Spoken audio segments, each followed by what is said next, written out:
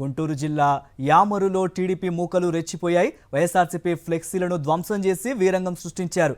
ప్రశ్నించిన వైఎస్ఆర్సీపీ కార్యకర్తల ఇళ్లపై ఎల్లో మూకలు, కర్రలు, రాడ్లతో దాడి చేశారు. ఘటనలో పలువురికి గాయాలయ్యాయి.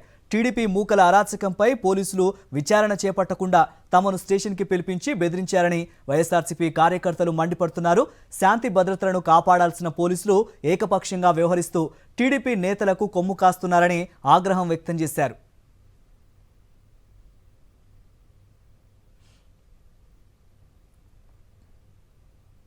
గుంటూరు జిల్లాలో వైఎస్ఆర్సీపీ పోరాటంతో చంద్రబాబు సర్కార్ దిగొచ్చింది.